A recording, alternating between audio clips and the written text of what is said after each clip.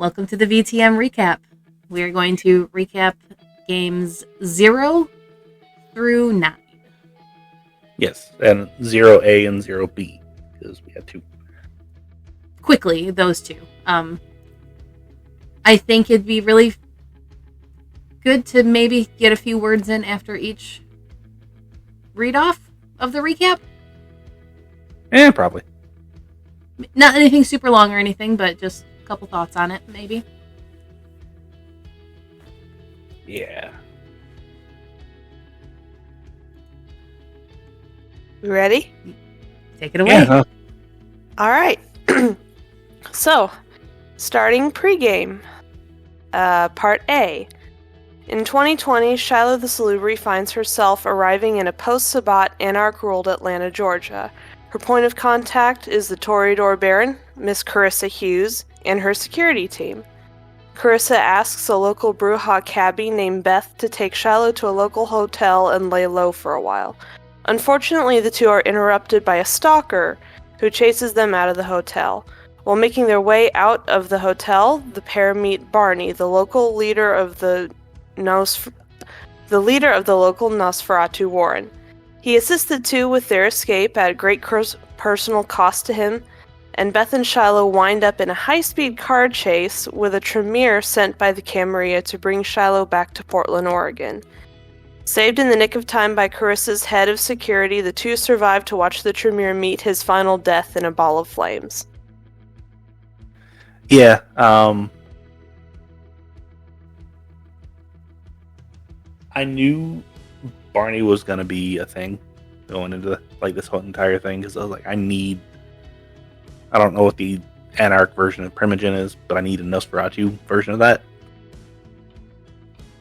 So yeah, introduce him early, introduce him often.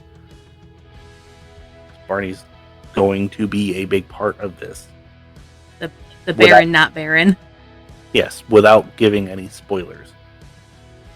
Barney's got a big part to play. Which is why Barney pops up here and there, and Red pops up here and there. Because the Nosferatu have parts to play. Because I like them. They're weird, they're cool. The Tremere, that entire thing was basically to get Buttons and Kosia to understand how to roll dice, how to roll dice. Still took Kosia a couple times playing to really understand exactly what was going on, but it's fine. Never having done it before, fully understand, and getting me used to the system. So, quick, straightforward, big car chase, big ball of flame, fun times. So, Part B. So, Part B. Not long after that, Shiloh, Tory the Gangrel, and Stephen the Malkavian were tasked by the Gangrel Baron Dante Wright to check out a local warehouse that has been selling blood in direct competition with the established blood trade. While sneaking around the facility and after a brief altercation with some henchmen, the group comes across a Tzimisce named Cyril, who warns them off of interfering with his plans any further. They bring this information back to Dante, who warns them to lay low for a bit and try and avoid the Tzimisce at all costs. It's like I was setting up building blocks. Oh, Get man. the big players at the very beginning. Yeah. We did lay low, though, for quite a while. Yeah, you did. Because session 1 was quite a few months later.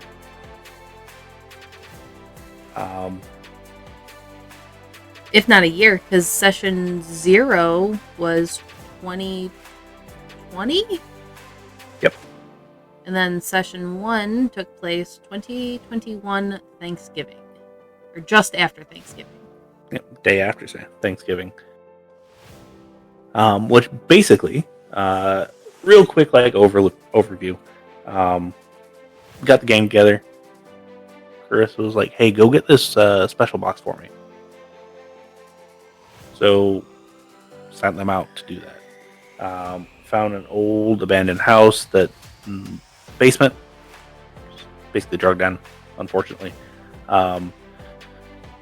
Tory went down, turned into big old pupper, which was hilarious. Shiloh was unseen most of the time. Chased him out of the basement. They did a quick search, found a hatch to go down into a tunnel. Just so happened to turn out that it was into a bedroom. Door on the other side leads into basically a cistern. I don't know if that's technically what they're called, but cistern. Centered point of underground catacomb type thing. Out comes Walking Red, starts mouthing off, makes Tory mad. Out comes Walking Barney. Everybody feels a little bit better. Well, two of you feel a little bit better. You mean down comes Walking Barney? He came from the outside. Yes. Immediately recognized Shiloh and Beth. Allowed Tory to throw red, which was hilarious. And then kind of gave him a quick overview of, if you didn't know, now you know, as far as Kindred Society. Tory played the new Kindred somehow badly, not realizing we actually had people in this forming group that didn't actually know anything. Yeah, and more than one actually. But yeah, after a brief talk, they go up to street level, go to Beth's car that was given to her, and sitting on the hood is a Bruja by the name of Jacoby, or Lil J at the time, along with a couple of his friends. A brief fight ensues. Jacoby goes into torpor. They end up killing 2 of the 3 mortals. There was only 2 mortals. One is dead, one is missing. Ah, yes. Steven runs one through with his knife. I know that much. And then the other one ran off. Yeah, I think Steven got the ghoul. Yeah. Not that we knew that at the time. We didn't know who was a ghoul and who wasn't. Yes. Jacoby torpor goes back to Tory's place and gets thrown underneath the bed, and that's basically where we stopped. And then episode 2. Wasn't a whole lot that went on there, right? I mean, it was just a call from Vic saying, hey, come out here. I need security from a clothing launch. That's all that really happened, right? Nope. It was not a call from Vic. Dennis got hold of us for this. Oh, yeah. That's Do you want to read it off, Buttons? Yeah, sure. I think I got fairly in-depth with that one. Yeah. A few days later, Jacoby was awoken by a friend of Tory's and left after allying with her. Not long after that, Beth, Shiloh, and Tory were asked to help as security for another Baron's clothing line launch. This would be Baron Victor the Ventru.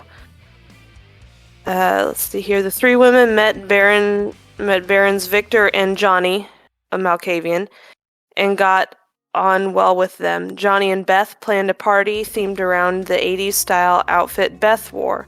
The party itself went smoothly until the end, where Cyril showed his new face, and after a disaster was minorly avoided, the 3 spent the day sleep at Tory's Haven.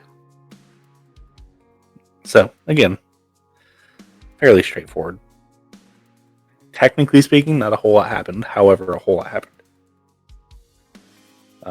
Major confrontation at the end that wasn't physical.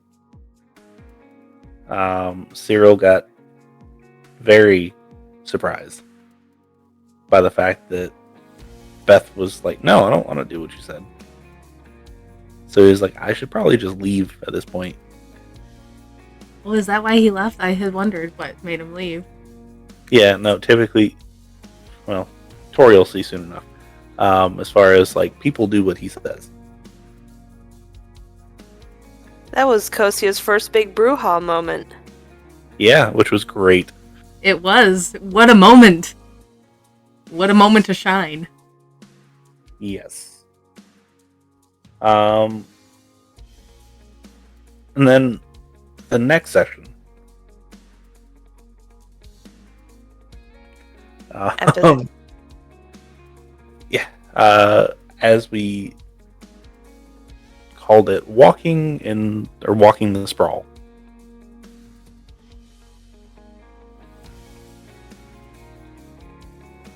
This one we had a little bit of problems with. My computer decided to not record the first part of it. So there was a missing chunk there. That was basically Shiloh, or Tory went to ask Shiloh if a favor to make sure she wasn't followed, and then she went to meet her shadowy friend. They had some conversations, and then they left. Yep. When they left, they went and looked for the missing mortal. Marcus. Yes. Because Jacoby was also missing at this point. And Tory didn't enjoy that. So. She did not. Yeah. So, while they were walking around doing some information gathering, Tory got a bit angry. They finally found a good lead. And Tory sent Shiloh in by herself, so Tory didn't just start beating people's faces, basically. That's how that worked. Pretty much. She had some... She didn't have the bestial features, but she was borderline ready to touch on her past a little bit. Yeah, and the type of house that they were going into had a lot of unsavory characters. Shiloh had a heart-to-heart with their leader. Found a reliable place to find Marcus, which was at his aunt's house. They did find him. They chased him down. He tried to hide under a car. It was a whole thing. But at the end of the day, found not really a threat to anybody.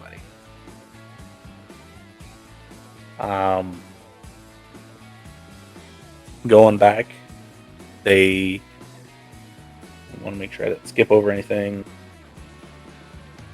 Tory committed a masquerade violation, pretty much, and Shiloh took care of it, although Tory didn't know that.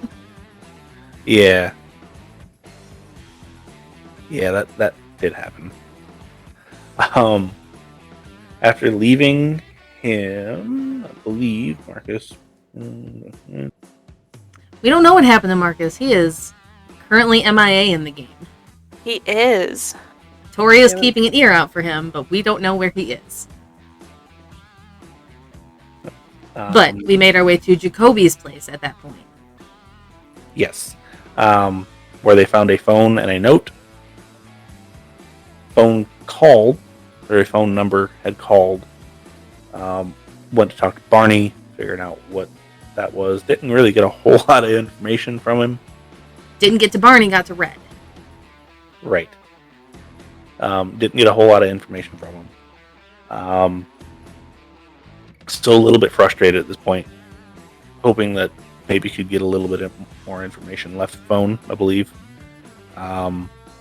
Yes, made a deal with a Nosferatu that Tory did not get to speak to. And then wasn't sure what was going to happen after that. Yep. Still didn't get a whole lot of information, but did get a little bit. There wasn't a whole lot of information to get from Burner Phone, unfortunately. But went back to Tory's place. Amp shows up. Talks to Tory for a little bit. Gets an email. And then he just disappears.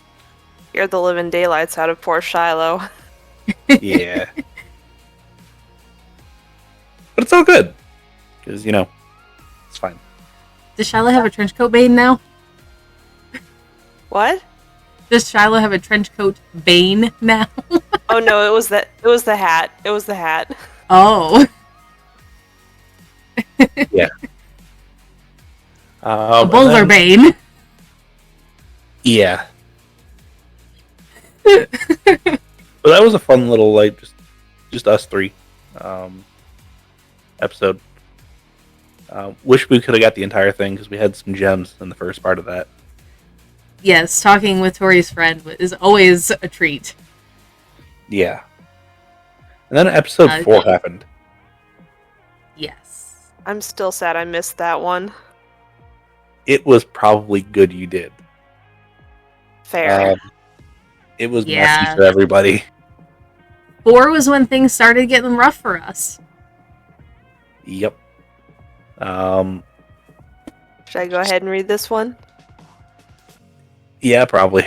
A lot of stuff happened in the span of a few hours. Episode 4, A Messy Night. With 80s night just around the corner, the group wanted to wrap up some unfinished business. They received a text from Baron Dante, but only Beth, Tory, and Steven could go. Dante gave them some advice and some emergency supplies. Beth asked about a mentor after Dante offered to help Tory. Then the three made their way to 99 Bottles, which is Tory's bar, or the bar. The bar Tory was living over. Yes. And Cameron, the bartender, or the guy owner and bartender. Yes. Agreed to pick up the paper and keys to the properties. Beth was given... We had purchased some properties, I think. Yes. I think I forgot to write that down. My bad. Let's see here. Beth was given a location to a drag race and chop shop by someone who was frequenting the bar at that point. They went, and the night got a little messy. They met the elusive child of Cyril, and Jacoby made an appearance. Spanx, the child in question, tried to make Beth give up Dolly, and when that didn't work, a fight broke out. Spanx's mortal friend was nearly killed, but Tory ended up saving him. A conversation happened where the coterie tried to get Spanx to stop his playing around with mortals and to get him away from Cyril. He admitted that he knew practically nothing about Cyril or Kindred as a whole and asked for help if things went wrong. Then he said someone was coming from Cyril to give him a message, and it turned out to be Jacoby. Tory went with Jacoby to take care of a mess-up, and Beth and Steven had a ride out on the town. Yep. And then Tory got a bit hungry. Tory got a bit angry. Hungry, too. You're right. That is when I hit 5 hunger. Yeah, got a bit hangry. Let's put it that way. The beast came out to play there. Which did eventually end up with her eating Jacoby. Not in that episode, though. Yeah. So that episode ended with her dragging him back to the car, leaving the car where he was originally taken, or roughly where he was originally taken, meaning the point in which we initially dropped him into Tor for the first time, and left it as a present for Cyril. And then Jacoby went back under the bed. Yep. Which I'm sure he was super happy about. You don't know what's going on when you're in torpor. It's fine. Oh, no, you do. Oh, do you? I thought it was staking that you do. No, it's both. Because technically they're same thing.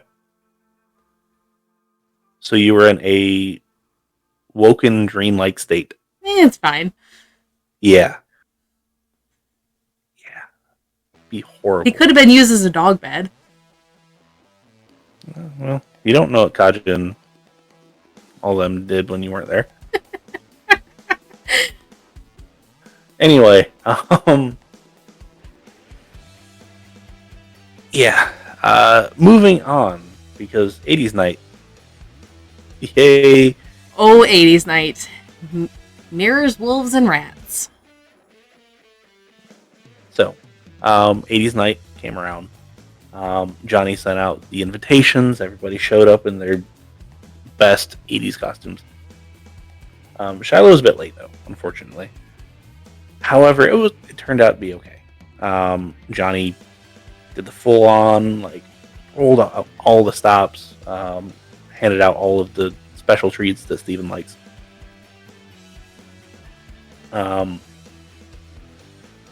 Eventually invited the coterie back into the private area. Sitting back there was a Willie Nelson looking individual. Turned out to be a little bit more than face value. Turned out to be a seer for what was the term in here? Garou, werewolf, lupine, however you want to call it. Turned out to be a great dude. Johnny did the premonitions for Steven and Beth, I believe. Yes? Yeah, he refused to do it for Tory, and I still don't understand why. We'll get to that. Yeah, that'll come up later. And then the Guru did it for Tory. Oh, no, I'm sorry. The Guru did it for Beth, too. Johnny hit Shiloh. Okay. Yeah, that's right. So Beth and Tory got the werewolf to do his thing, which his was way more in depth than any Malkavian can do. Basically sees through your entire timeline, so saw all of Tory's backstory. She was not thrilled with that. No, and elected to keep a majority of it hidden. Giving out only bits and pieces that they might not have known at that point. Also gave a certain premonition to those two. Specifics, I will let Faye go over Tory's, if you have it. I don't fully remember it. I know it had something to do with her. There was a ghoul, like a massive dog, which ended up probably being Blitz, if not all of the dogs. It had something with her biting the serpent. I honestly don't have it written down in front of me currently. Yeah. Basically, it turns out that the dog was fighting the serpent. Is the effective, like, entirety of it. Okay. Beth's, offhand, I don't remember what Beth's was. I'm not gonna lie. It had something to do with red rats. Yeah, I know red rats, which you have a pretty good idea of what that actually means. Yes. Might have been a little bit too on the nose for that one, but it's okay. It's red. There's something to do with Beth and Red that will eventually come out above the table, because above the table talks.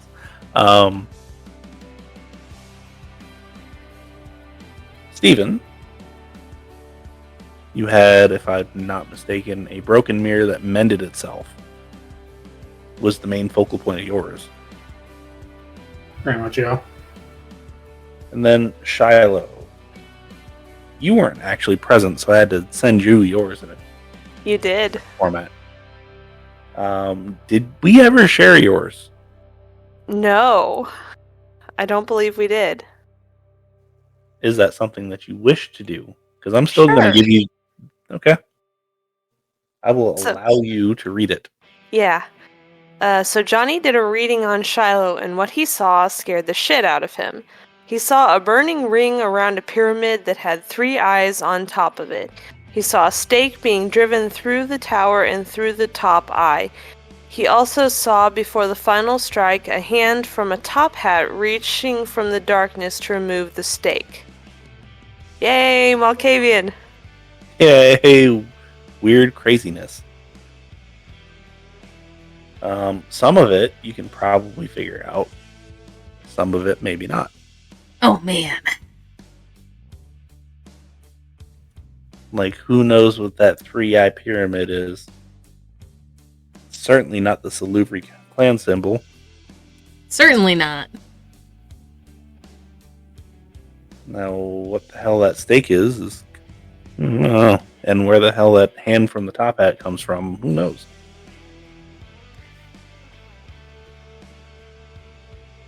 Tory rolled pretty decently on knowing what some things were. We'll find out eventually. Anyway. So yeah, that was the majority of 80s night. It was a lot of fun. 80s night was something. Yeah. But we had a post-80s night. It's also Not quite when- confrontation. That was also when Beth met Gramps. Yes. But prior to that, we met the Thinbloods. This is true. You met Nix and the gang. Yes. Kind of struck a deal with them. We provide a safe place for them and a place to live and some protection. And they give us some information. Share what they know. Help us out. Yep. Which you are making good on your end, so they'll probably make good on their end very soon. Oh, they have not yet. Correct. But also, you haven't technically provided a place to live, so Working you've on provided that. an area to live, but not a specific place. But yes, Beth found an old truck to fix up, bought it from a terminal cancer patient and she ended up ghouling later, but that's here nor there. And Tory finally took care of a problem. It was that night, wasn't it? Yes, it was. And we got our first look at Mr. Brightside, the IT Tremere. Also one of the first recorded parts of Tory's friend. Yes. Which, Samal. to be candid with everybody that's going to listen to this, I fully plan on doing NPC backstory like stories with the group. Samals will be very fun. I cannot wait for that one. But yeah, no. Got the first real look at Samal. Not necessarily super in-depth look, but it's first real look. He Bright might. side. Oh, sorry, go Yes. ahead. He might be a decent part of the story as well as Larry. I like Larry. Yeah, Larry's fun. And this That's- technically closed our first chapter. With Tory committing diablerie. Yes. But it's okay. We got away from the gloom and doom and the heaviness, and we went straight into Christmas, We did. which went super heavy. Vampa Claus coming to town. We had some downtime initially before that one, I believe, in which several things took place. Yes. Tori had some puppies. Not Tori herself, but Tori's. Raina Yeah. had 2 puppies. Yep. Bringing dog count total of 5. Yep, at this point. Steven Sire contacted him. Gave him some advice. Gave him some warnings. Which he's real bad about sharing with the group. It's fine. Oh, let's see here.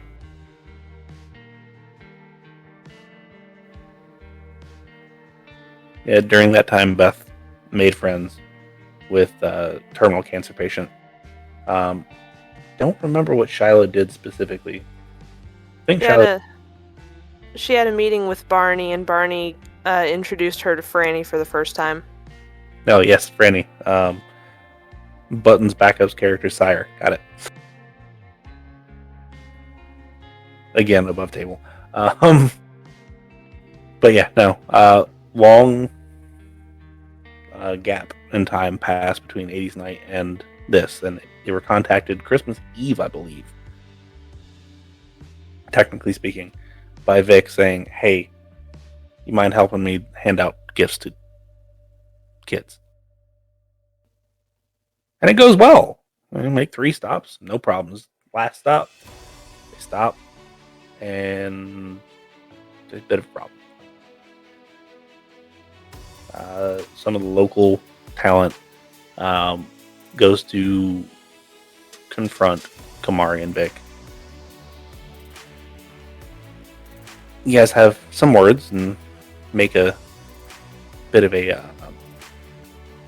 understanding, and you're making good on your side. But only after Vic drove off, leaving us and Kamari to deal with his problem.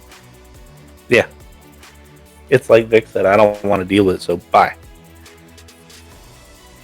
I'm just personally surprised he left Kamari.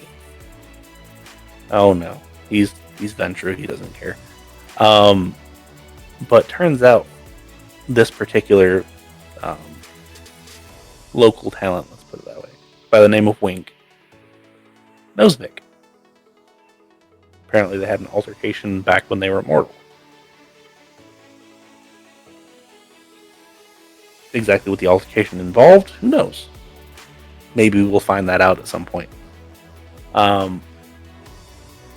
But Tory and Wink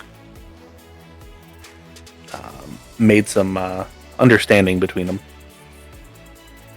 and they parted ways with the Coterie making plans of helping the area, helping the community, in return for a little bit of muscle when they need it.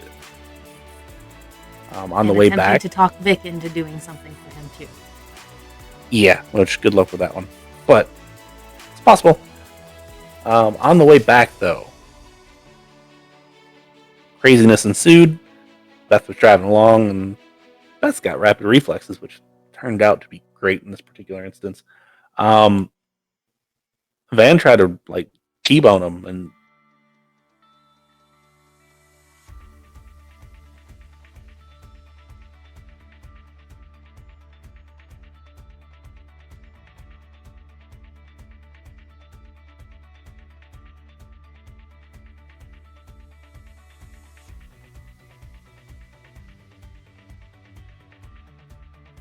all right, so hopefully this is picking back up. Apologize about that. Faye's internet is hit and miss sometimes, as is Like mine. the van. Yeah. So anyway, Beth swerves, van misses. Out comes all the bodyguards. They start firing on the van. Kamari starts freaking out. Everybody else is like, "Yeah, it's a Friday." Until, of course, a big ball of flame gets thrown at Shiloh. And Shiloh does her best impression of a s'mores marshmallow. She's a bit singed. I think it brought you down to 1. Or maybe 2. It was really close. Yeah. But Samal showed back up. Yeah. And quote-unquote saved the day. So, yeah. And that was the first time we actually met him. Yes. Yes, the coterie met him at that point. Yeah. And he told everyone that they had been friends for a very long time and that he had been mentoring her for roughly 20 years. Yes, which isn't completely true, but it's partially true.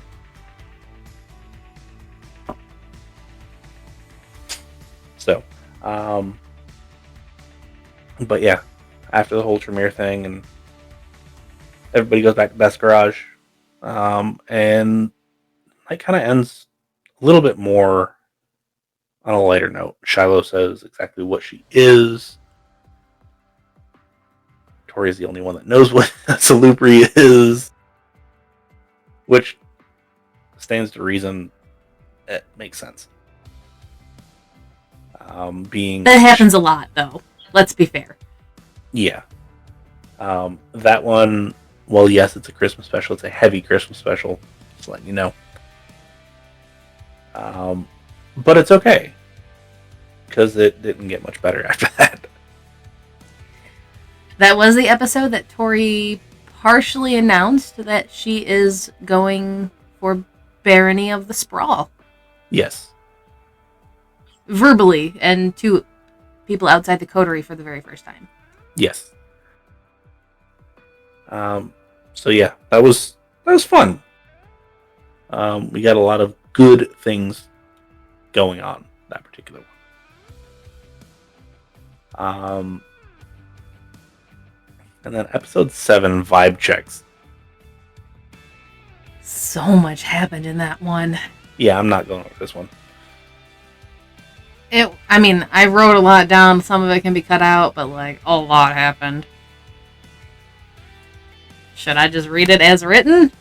You can read it as you see fit. I mean, if you want, do you want to read half and then I'll read half, or I don't. Whatever you want to do. You had initially said you wanted to do the reading. Yeah, so. I mean, I was one of those kids in school that I volunteered for every reading, so I don't mind the reading. Okay. Things are quiet for the next week and a half for the coterie. Beth works on the trucks and getting a feel for Gramps, realizing she doesn't know much about how kindred work. So she talks to Wink and Tory. Steven spends time working and looking into Cyril's blood trade, managing to find some information. It's typically moved by a truck labeled Enos Medical Company. Shiloh takes some much-needed time to heal from the burns and makes good on her debt to Franny, and spends the rest of her time either working or doing projects around the sprawl. I take it I'm not reading what you just... I started rewriting it. Okay. And working around the sprawl and researching what she needs to do to open a clinic. Yes. Unusual for her, Tory was not busy, spending much of the time alone. She found and purchased a new garage she is going to convert into a kennel/haven. Kaja has her 6 puppies, making a total of 8 puppies and 3 grown dogs. For the majority of the time, Tory holes herself up in her surgery, turning it into a makeshift lab, and she does some experiments there. Once the garage is clean, she contacts Beth to help move, and they have a Kindred 101 while they move. Let's see. Tory's been texting Kumari to see if he can convince Vic to find a playscape to build in Wink's territory. Then the coterie took presents to Wink's people, delivered by dog and wagon, for the kids to fulfill their part of the agreement. Tory meets with Cameron, lays everything out for him, offering to Google him for his safety. He chooses yes, seeing benefits in it. Beth also comes to Tory and asks about ghouls and how to do it as well as some of her abilities. Tory explains as best she can, and then went with Beth as she explained things to Gramps. She explained as best as she was able and ghouled him, and also learned a little bit more about his past. After that, each coterie member receives a text from an unknown number asking them to meet at the basketball arena. After learning it is someone who works for Dante, they meet with him and learn that Dante is being watched, as well as followed, and is asking for help. When we arrive, Beth spots the man, and he informs us that Dante is being followed by a stalker, who dresses like a bad art dealer, and they know where he lives. He leads us there, and the coterie enters with the man named Leo, also known as Fire, who stays to keep an eye out on things. On the floor the stalker lives on, there is a welcome back college party happening. Despite that, the coterie gets inside the apartment and begins to inspect it. Sorry, I lost my spot. Shiloh and Beth realize that something isn't right, and eventually a safe is found under the bed with a lot of very interesting ordnance in it. Shiloh goes to talk to the partygoers while this is happening, and Tory walkies Leo and informs the group that there's a problem. The stalker is M16. Leo comes to see inside the box. MI6. MI6. Sorry. The stalker is MI6. Leo comes to see the contents of the safe and realizes that some of the more interesting ordnance is specialized for hunting kindred. Shiloh comes back with some news along a similar line, and Tory goes to disperse the party so we can leave with the armaments. We stop to talk to the doorman briefly, learning the stalker's name is Oliver. While loading the box, Oliver comes back. Tory stays behind to get some information while the rest of the coterie heads to Dante to let him know what's happening and get some answers. Tory ends up overhearing that he will tag and bag Dante within the next 4 hours and deliver him to a warehouse as Oliver speeds off. Tory informs the group and then heads to the 3 warehouses that she knows of. The rest of the coterie gets some answers from Dante, including the fact that he was originally from France and got into some trouble with the Giovanni there. Tory picks up the yellow car from Beth's garage and gets some locations from George as to where these as to where the warehouses might be. Working her way around to all of them, she ends up on an old concrete factory, and the rest of the coterie leaves Animal House tattoos and begins driving around with Dante. They text Tory and begin to worry when she doesn't respond. Tory, on the other hand, has Cyril surprise her when he comes to speak to her. He offers her a deal, and after some scolding on how he is treating his child, leaves. Tory calls the coterie and demands answers from Dante on why he has the Giovanni after him. He reveals that he made a deal with them, and also that he has a child somewhere. Tory makes the final decision and texts Cyril accepting his deal and giving him the information he needs, and agreeing to ask the Barons to back off of hunting him for a little bit.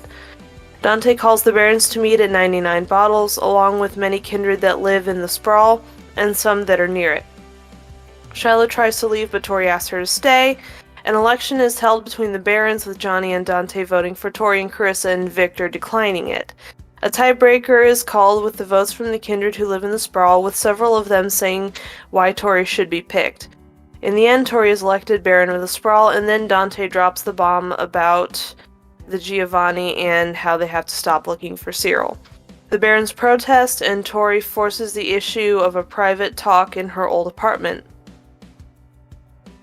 Tory brings Shiloh, and once they get into apartment, the Barons are arguing. Tory drops another bomb about what Cyril has found and is keeping hidden in one of his warehouses. After some intense discussions, the Barons promise to lay off for 6 months. They leave, and the coterie comes up along with another friend of Tory's no one has met yet. A Tremere? Was he the Tremere? No? No, well, I mean, you guys did kind of meet Mr. Brightside at that point, Larry, but the friend that came up to the Old Haven, Winfield is... No one knows what he is. You guys don't know. Okay. They speak briefly, and everyone goes their separate ways. And that was a very long, very tense night. Yeah. When I wrote that one up, I haven't scrubbed that one down yet, but I don't know a lot happened there. Yeah, there's a whole lot that happened, and majority of it probably should have been covered, which we did. However, for real this time, episode 8, a little bit lighter. I've gotten in contact with Tory, giving the whole Cam and Giovanni plans. They'll both come into the city and want to talk and blah, blah, blah, blah. Unbeknownst to Tory, Stephen already knows Giovanni's coming. Which I don't believe Stephen actually brought up that he knew beforehand. Stephen also received credit cards that who knows how much is on them that he still got. But anyway, later on in the night, everybody meets up. At first, it was just the coterie. However, Dante was also called. A lot of planning happened. A lot of how are we going to take care of Giovanni and Harpy, and what are we going to do with them all, which is the Banu Hakim in the city that's looking for Cyril, because like, if we're going to be leaving Cyril alone, he's got to leave him alone too. So a plan was hatched that bring him to the cemetery and lure him there because like a white or something was supposed to be there. Good plan. Everybody was good to go. Everybody was in agreement. And then also come out that Red was in the meeting from the night prior.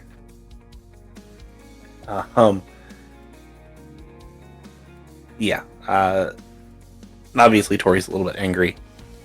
So when Steven pointed him. Oh, we didn't know he was at the meeting. My bad. Yep. So when Dante shows up and Tory is like, I want to smell for people. Oh, you got a grimy bar below you. You got a lot of just stale, bad alcohol in a dumpster. But Steven's like, I want to do sense the unseen. Oh, Red's at the bottom of the stairs. Tory chases after him. They get some information from Red as well, as to like who he told and a couple other things, pretty inconsequential at this point.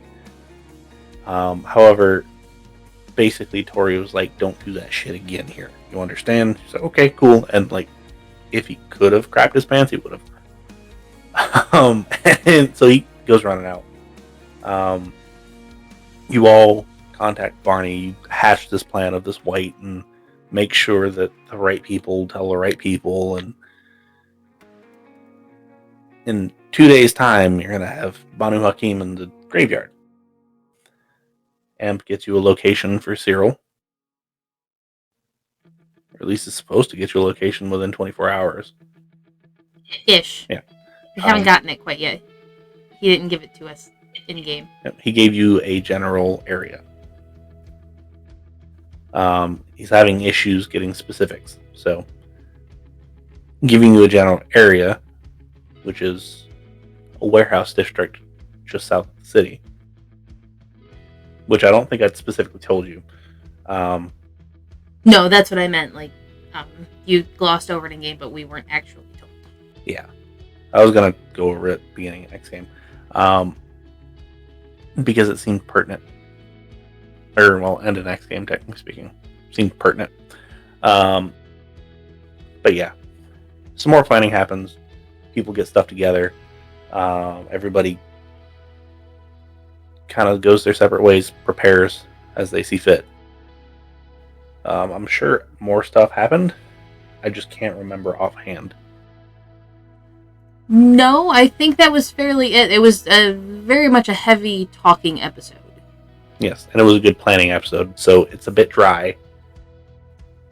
So if you want to skip over that one and just listen to this, by all means, go ahead and do that. And then episode 9. Steven makes a mistake. I mess with Nen. It's okay. Told everybody else, if I didn't mess with you, I didn't like you. And your family, so I have to like you, so. Yes. Episode 9, Stakes, Wraith, and the Embrace. Yep. What a night. What a night for Tory. Yeah. Shiloh, again, is absent for this one. For good reason. Both in and out of the game. Shiloh being Salubri, Banu Hakim like kindred blood.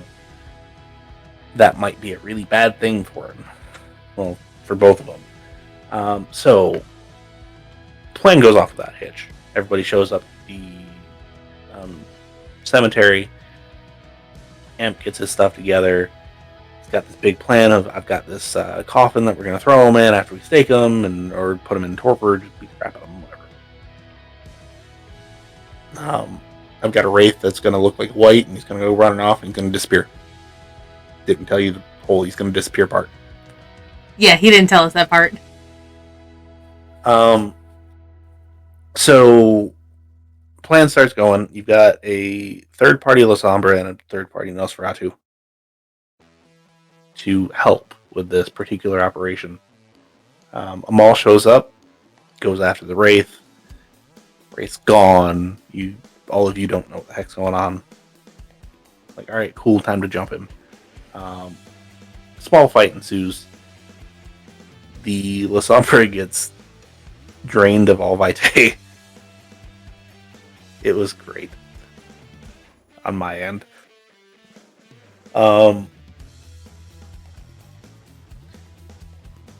Stephen proceeds to stake him and then drive the stake through the heart. Little did anybody know Amal was stake bait, so there was just dead. No torpor, just dead. Which probably going to be a problem later. It's fine. We don't worry about that. Yeah, that's tomorrow's problem. Yeah. So he spoke, though. Yes. As Tory was holding him down as he was dying, he spoke the word Samedi. Yes. Exactly what that means, I don't know. We'll find out, I'm sure. But they had to figure out how to cover up that particular issue, which they eventually did. Tory's got a little bit of ashes from Amal. And the Lasombra. Yes, and the Lasombra. Everybody fully believes that they got into a fight and Amal died because of a stake, and it's technically true. There's more to it, though. However, while you were waiting for the word of, hey, we've got this all covered up, certain Smeetsy called you. But not the big, scary Smeetsy. The wayward child. Yep. Ends up embracing somebody because, I messed up and took too much from him. So now Tory has a pet. Sort of. A pet. A Pete. Sorry. Misspoke. Yeah. Needed to add the Oh, extra man. E. She does not know what she's going to do with this one. Yeah. But during that entire exchange and getting him all set up, found the Book of Cain in Spanx's desk. Which is the first book of Nod, if you're not... Yeah. And it's apparently like a condensed version or something. Which I'm sure that Tory was super thrilled to see. It was something. Yep. It was something. But yeah.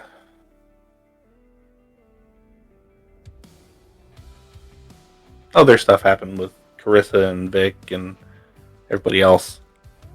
As far as the exchange. Carissa's cleaning up the mess. Yeah. But as far as Cody is concerned, And for some reason denying Tory being there, despite it being in Tory's domain. yeah. It's like she doesn't trust Tory to be able to clean up a mess like this. Damn Toreadors. Anyway. It's okay, because little does anybody know, Shiloh's got her own certain happenings that night. That we know. Coterie knows. Yes, that we will cover Saturday. Do we want to talk about episode 10 and what's happening with it? Yeah, do that real quick and let Buttons go to bed. Yes. So basically what's happening is it is a 4-part episode. Each one of our coterie members will have a spotlight. I am sure Kosi and Nen are going to love it. But you're going to have to get over it, buddy. We are starting with Shiloh. And then Beth. And then Steven. Or maybe they're flip-flopped. And we are ending with Tory for a reason. Fear. Sure. No, I mean me. Like, fear. Yes. However, this will close chapter 2. And if we were doing like seasons, this would technically be season 1 ending. But we're not doing seasons because, you know, we do this shit weekly. That and we don't have the budget and all that crap to like split it up. And yeah. So, join us on Saturdays, especially the next 4 Saturdays, to figure out exactly what's going on at the end of this particular chapter. Gonna be a great one. Oh, yes. I've already... Also, real fast, I have a statistic count for episode 9. Tory had 8 bestial failures, 3 messy criticals, and Beth had 1 bestial failure. Yep, which is not technically a bestial failure if it's got any successes in that roll. However... Did she? Oh, I thought I only counted a failure on that one. No, you need the skull and then you need no other successes to technically be considered a bestial failure. I thought she failed that one when I wrote that down. Yeah, that's fine. Either way. But yeah. Tory had a shitload of failures. Had a shit load of skulls and a shit ton of messy crits, technically speaking. But yeah, no, that was a rough one if you were looking at statistics. So, yeah. What were you going to say? I'm sorry, I cut you off. Yeah. I have episode names. One is a joke, but I have episode names for the next 4. The one that's a joke is best because I don't think that's technically like appropriate. Violates TOS probably in 2 things. Yeah, probably. Twitch and YouTube. Yeah. Which is unfortunate because it's a really good name. It is. And I'll tell everybody else when we get off of this. So, have a good night. We ran a little bit late, but it's fine. Have a good night. Sorry about the middle of recording issues. Yes. Have a good night. Night.